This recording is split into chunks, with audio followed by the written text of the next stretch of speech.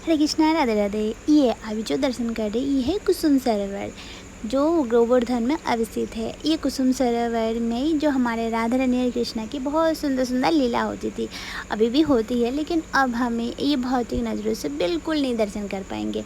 और फिर तो एक बार क्या हुआ, जो ब्रज में ना बहुत सुंदर सा एक प्रोग्राम होती थी, सांझी प्रोग्राम करते, तो उसमें क्या होता था, सारे गोपियों की और जितने सारे ब्रज की जितने सारे सखिया जितने सारे सखिया वगैरह थे, तो सब है ना अपने अपने घर को फूलों से डेकोरेट करते थे। तो अभी ये प्रोग्राम में सब अपने घर को डेकोरेट करने के लिए बहुत सारे फूल चाहिए, तो ये सब लोग वैसे इस वाटिका में राधा रानी डेली आती है, तो फिर इसमें तो सारी सखियाँ मिलके सब लोग आ गए। इसको पहले है ना कुसुम वन के नाम से जानते थे। यहाँ बहुत सारे चंपकलता, कदम का वृक्ष, चंपा, चामेली, बेल, बहुत सारे फूलों का ऐसे था। तो फिर फूल चयन करने के लिए आते थे, तो अंदर आए और फिर हमारे कृष्णा जी वो है ना मोच वोचे लगा के पगड़ी वगड़ी बांध के ना ऐसे बनवाले टाइप का बन के फिर आए। फिर बोलते, अरे लड़कियों, तुम कौन हो, तुम लोग कौन हो, और मेरे बिना अनुमति के लेकर तुम लोग अंदर कैसे आए और फूल कैसे तोड़ रहे हो। तो कहते ललिता सखी और विशाखा सखी बोल रहे कि ये हमारे महारानी है, राधा रानी है, ये ब्रज के राधा रानी है, ये कहीं पे भी जाती है ना किसी की परमिशन नहीं लेनी होती। तो कहते नहीं, यहाँ पे तो मेरी लेनी पड़ेगी क्योंकि ये मेरी वाटिका है। कहते हैं तुम्हें तो कभी देखा नहीं हमने। कहते हाँ, ये बनमाली मैं हूँ, यहाँ की माली मैं हूँ। तो ऐसे बात करते करते तो राधा रानी ने नज़र गई कृष्णा की कमर पे, तो देखा बांसुरी लटक रहा है, छुपा के रखा था जो। तो राधा रानी तो समझ गई ये हमारे बनवाली नहीं है, ये हमारे बन बिहारी है।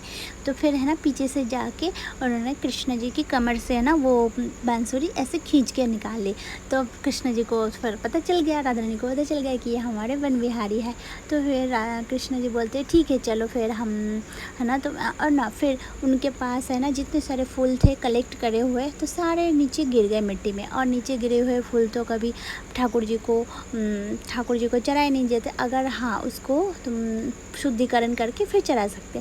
तो फिर है ना, तो कृष्ण जी बोलते कि चलो राधा रानी आज तुम्हारी बहुत सुंदर सी सिंगार करते। कहते क्या ये गिरे हुए फूलों से, और तुम्हारी बहुत अच्छी सी फूलों से सिंगार हो और मेरी ये गिरी हुई फूलों से सिंगार हो।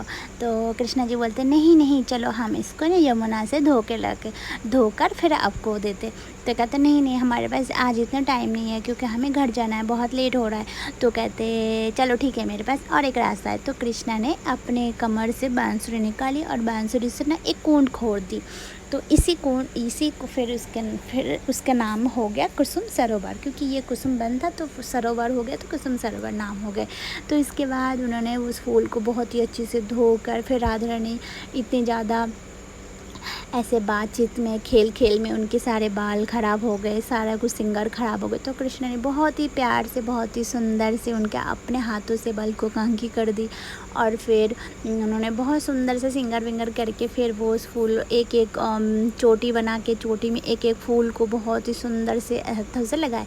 और फिर राधा रानी है ना शीशा लेके और कृष्ण जी ऐसे राधा रानी की सिंगार कर रहे और राधा रानी शीशा से कृष्ण जी को देख रहे और सोच रहे कि देखो दुनिया भर सारे विश्व जिनका सेवा करते आज वो मेरी सेवा कर रहा है। तो फिर ऐसे उनको बहुत ज़्यादा ऐसे सिंगर विंगर हो गया था। तो ऐसे राधा रानी की बहुत ही सुंदर सुंदर लीला होती थी।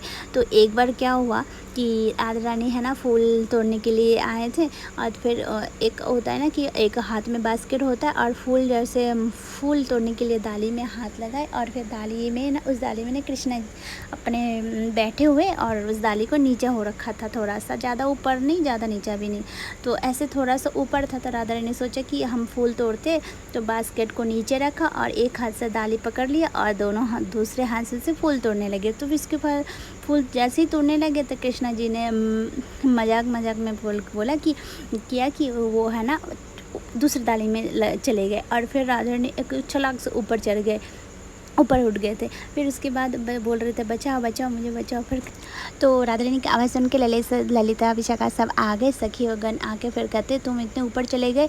तो कहते हाँ मुझे मेरी हेल्प करो। कहते आप कैसे हेल्प करें। तो कहते कृष्णा को बुलाना पड़ेगा। फिर कन्हैया को बुलाए, फिर कन्हैया ने को बोला कि तुम हाथ डाली के हाथ छोड़ दो फिर मैं पकड़ लूँगा। तो फिर उन्होंने है ना ऐसे पकड़ के फिर गोदी में ले लिया। फिर उसके बाद उन्होंने बोला कि अरे हेल्प तो लेनी